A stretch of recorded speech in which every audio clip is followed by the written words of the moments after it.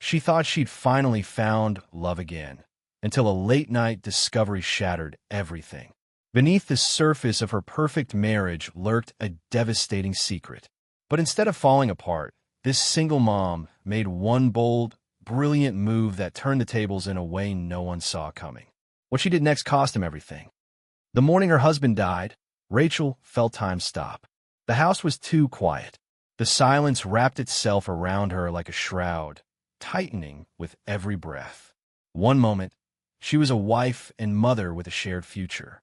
The next, she was a widow, alone, with a toddler on her hip and a lifetime of unanswered questions. His death came without warning. A car accident on a rainy highway. No final words.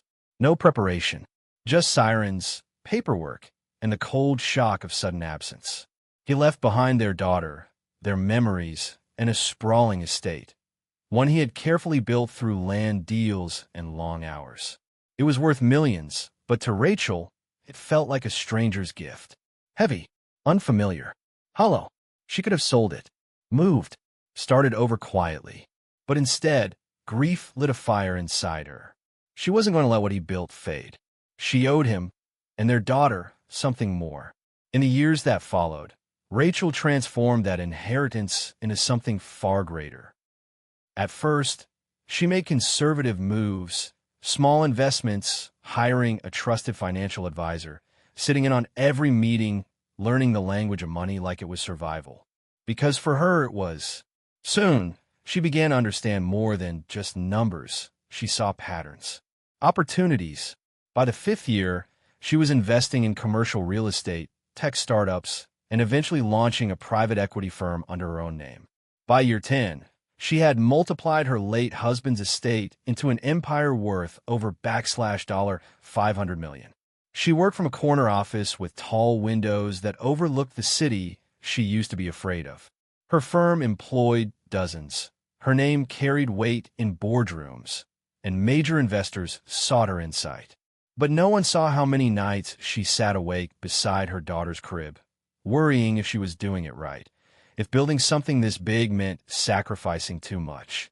Rachel became known as decisive, relentless, and smart. But few ever saw the quiet side of her, the one that kept every photo of her late husband in the original frames, the one that turned down most social invites, and politely dodged personal questions. Trust was a luxury she could no longer afford. Her world revolved around her daughter. Every move Rachel made, every risk she took, was for the child who once slept against her chest in a house full of sorrow. Now that child was growing, curious, bright, and unaware of the empire her mother was building in the background. Rachel didn't need noise, or praise, or company. She needed control, stability, proof that no matter what life stole from her, she would rebuild, brick by brick, dollar by dollar. But beneath all that strength, loneliness waited in the quiet moments. It crept in during holidays, in the hush after a long workday, and in the way she paused sometimes at the dinner table, staring at the empty chair across from her. She had rebuilt her life with precision. But her heart felt lonely and empty. Rachel met Daniel at a fundraising gala hosted by Children's Literacy Foundation. It was the kind of event she typically attended out of obligation: donor dinners, polite smiles, champagne that tasted like tap water. She had just finished giving a speech when he approached her with a quiet confidence that didn't try to impress. No flashy lines, no business cards. Just a man with kind eyes and an easy voice who genuinely seemed interested in her answer when he asked, "How are you holding up with it all?" He was a widower too, he said. His wife had passed from cancer a few years back. He spoke about grief like someone who had truly walked through it. No cliches, just pauses that held meaning. He didn't flinch when Rachel mentioned her daughter or her workload. Instead, he asked what bedtime stories her daughter liked, and if she ever took breaks from being everyone's rock. That night, she left without giving him her number. But he found her through the foundation and sent a handwritten note thanking her for the conversation. The gesture, rare, sincere, a little old-fashioned, caught her off guard. It had been so long since anyone had reached her without trying to get something from her. Their courtship unfolded slowly. Daniel never pushed, never probed. He listened more than he spoke. He remembered details, how she took her tea, which author she loved when her daughter had a school recital. He didn't flinch at her success or sidestep her strength. Instead, he told her how rare it was to meet someone so fiercely independent. For the first time in years, Rachel didn't feel like she was being studied or measured. With Daniel, she felt normal. Seen. Their dates were thoughtful. Quiet dinners, bookstore visits, afternoon hikes. He didn't brag about a career or flash wealth. He was respectful, warm, attentive, and refreshingly private. When she asked about his work, he said he did consulting here and there, enough to keep busy. She didn't press. She didn't want to ruin something that finally felt easy. After 6 months, Daniel met her daughter. He was gentle and patient, never overstepping. They played board games, baked cookies, even planted a small garden in the backyard together. Her daughter began to ask when he'd be coming over again. Rachel's friends and advisors weren't sold. A few suggested a prenuptial agreement. One even raised an eyebrow at how little they knew about his financial background. But Rachel waved them off. Daniel had never asked for anything. He didn't seem interested in her money or her company. He simply wanted her. When he proposed, it wasn't in a grand gesture. No flash mobs or public displays. Just a quiet evening at home, with her daughter asleep in the next room, and a single question asked over wine and candlelight. She said yes. For a while, it felt like a second chance. Romantic weekend getaways. Sunday mornings making pancakes with her daughter. Attending charity events as a couple, his hand resting gently at the small of her back. Rachel, for the first time in years, began to believe that maybe, just maybe, she didn't have to carry everything alone anymore. At first, it was nothing, just small things. Daniel started stepping away to take his calls. Not every call, not all the time, just certain ones, usually in the late afternoons when Rachel was in her home office or preparing dinner. He'd murmur something about a client or project updates, then drift down the hallway and close the door behind him. Rachel noticed it, but said nothing. People had their own lives, even in marriage. She had always respected boundaries. But Daniel had once spoken so freely. Now, it felt like he was managing information instead of sharing it. She told herself it was just stress. Maybe work was unstable. Maybe he was tired. They both were sometimes. Then came the drawer.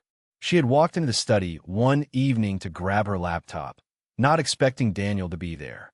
He was standing at her old oak cabinet, one she used for paperwork. It was partially open, filled with envelopes, tax folders, and documents. He didn't hear her at first. When he did, he flinched and slammed the drawer shut a second too fast. "Oh," he said, recovering. "Just looking for stamps." Rachel raised an eyebrow. "There's a box on the kitchen counter." He chuckled, scratched the back of his neck, and changed the subject. It lingered with her, how unnatural the moment had been. Not the act itself, but the way he reacted. A man like Daniel, so smooth, so composed, rarely stumbled. But he had. The next day, she moved the documents. She didn't confront him. Not yet. Rachel had learned long ago not to go to war without knowing what battlefield she stood on. Instead, she began to pay closer attention. She noticed more strange calls, and not just at home. Sometimes in the car, he'd turn up the volume when she spoke, as if drowning out her voice. Other times, he'd step into the backyard just as the phone rang. And when she walked into the room mid-conversation, his tone would drop to a murmur, and his expression would tighten. When she asked who it was, the answer was always the same, just business. Yet, business never came with emails, schedules, or updates. He never talked about clients, never mentioned progress or deadlines. She realized she didn't even know what his last project had been. Then came the questions. They started innocently enough, little things like, how much did the new office building cost? Or didn't your firm sell a few shares last quarter? But over time, the questions became more specific. He brought up names, partners she hadn't discussed with him, projects she hadn't shared. He asked if she still had the same financial advisor, if her investments were still locked in, or if she'd ever considered consolidating accounts for simplicity. Rachel would smile, shrug, offer vague answers. But something inside her shifted. The man who once asked about bedtime stories and blueberry muffins was now asking about liquidity and asset distribution. And all the while, he kissed her goodnight, held her hand at charity events, and spoke like nothing had changed. There were fewer glances across the table, fewer spontaneous moments. Intimacy faded, not in anger or arguments, but in small silences. He no longer touched her in the hallway. He no longer paused to tell her she looked beautiful. He wasn't cruel. He was just calculated, controlled. And Rachel, ever composed, matched his silence with her own. She didn't pry. She didn't accuse.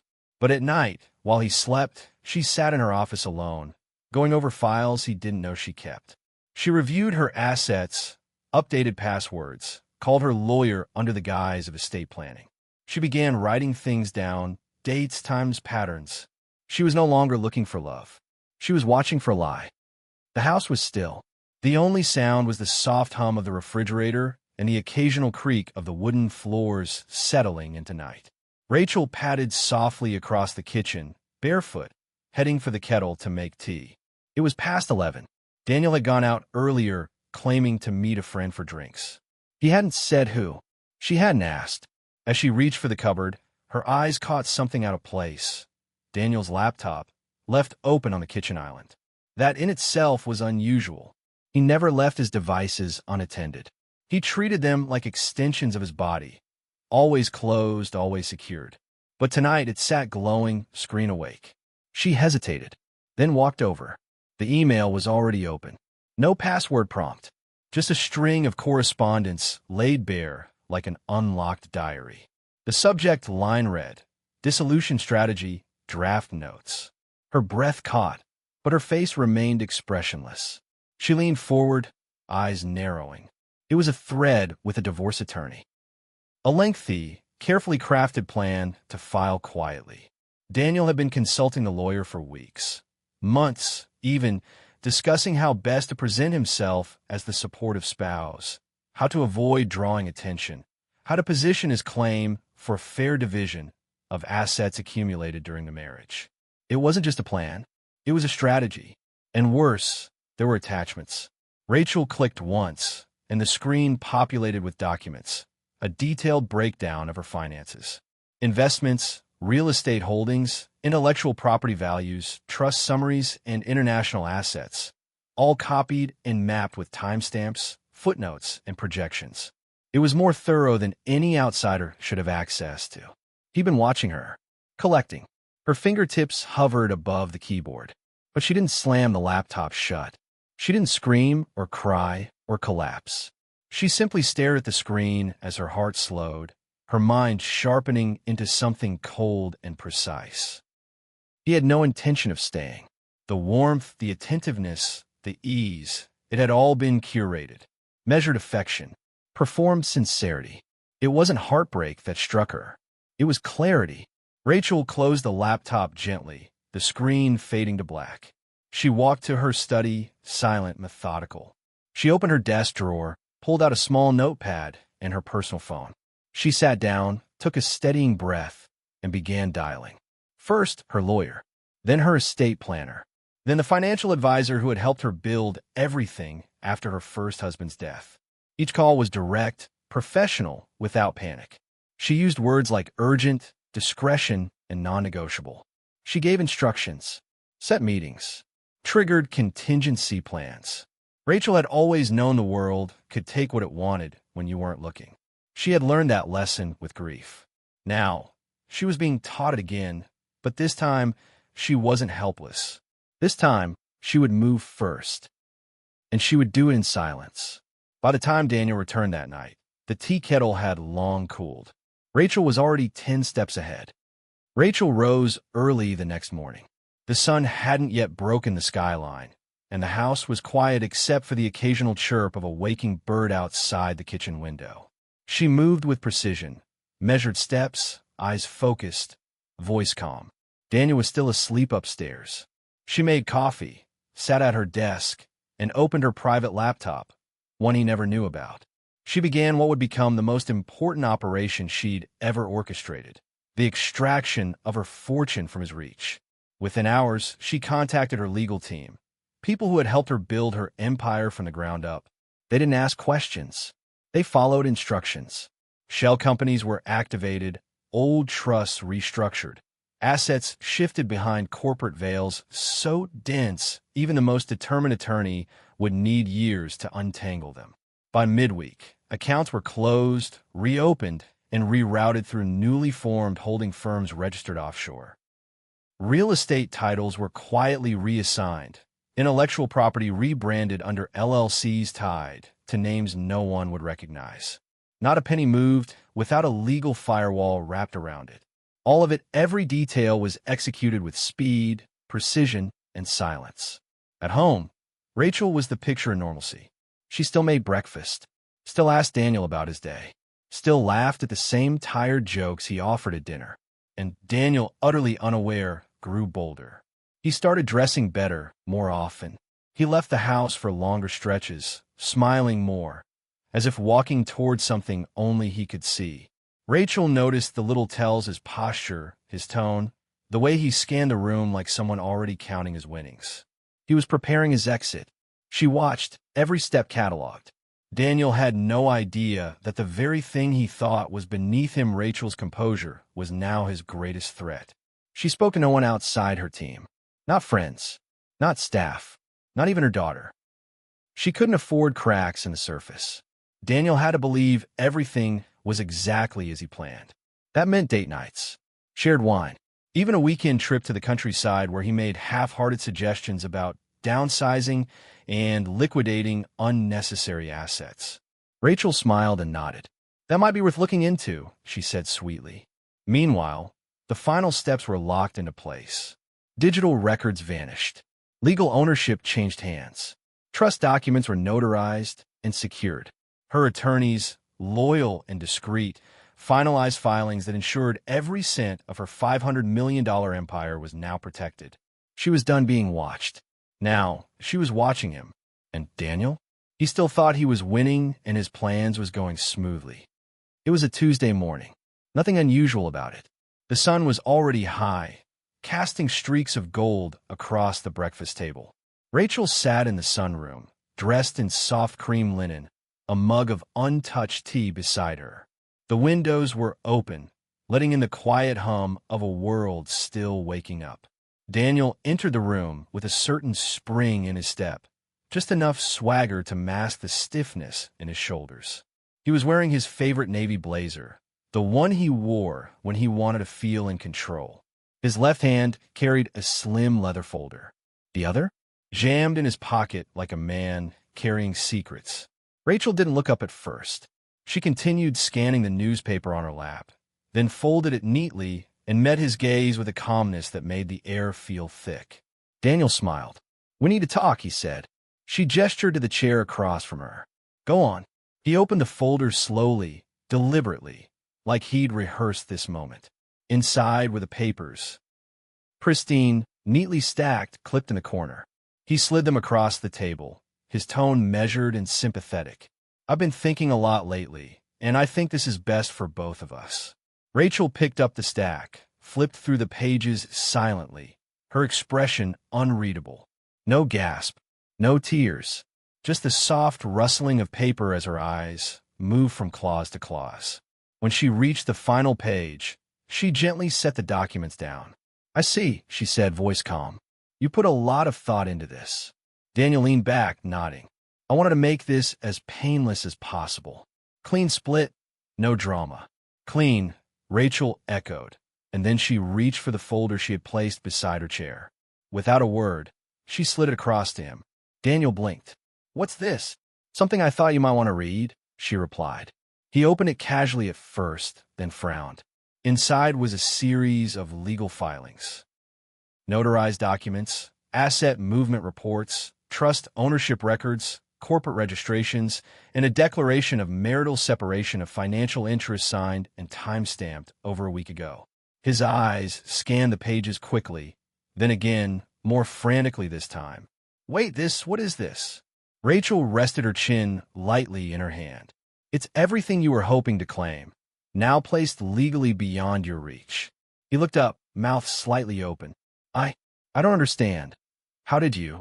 You thought I wouldn't notice, she said, her voice still even. The questions, the documents, the emails.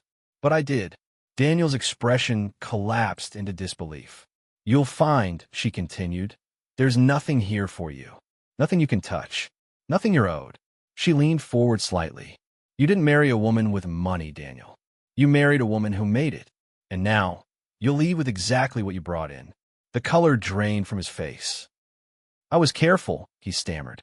Everything was clean. I had the timeline. Rachel cut him off with a tilt of her head. I had more than a timeline. I had experience.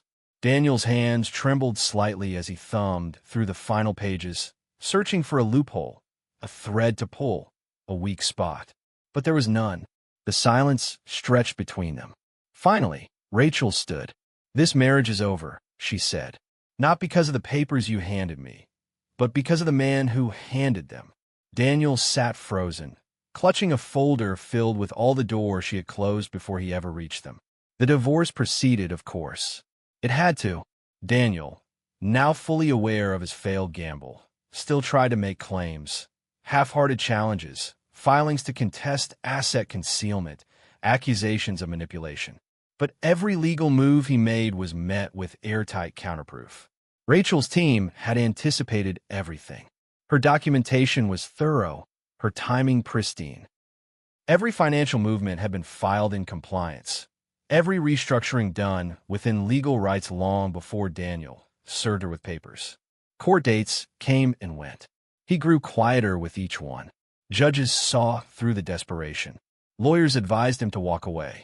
And eventually, he did.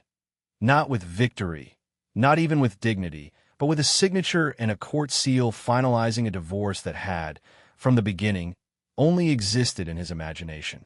Rachel didn't speak to the media. She didn't gloat. She didn't even tell her friends the full story. She finalized the paperwork quietly, reviewed her trust protections one final time, and moved on. It wasn't about vengeance. It was about principle, about protecting what she had built with her own hands, in the silence of grief, in the strength of motherhood, in the shadows of doubt. She didn't just survive betrayal. She outsmarted it, with the same quiet resolve that had built everything he once thought he could take. And in the end, Daniel walked away with what he came in with, which, as it turned out, was nothing at all. If this story touched your heart, like, share, subscribe, and turn on the notification bell for more powerful, soul-touching stories that restore faith in humanity.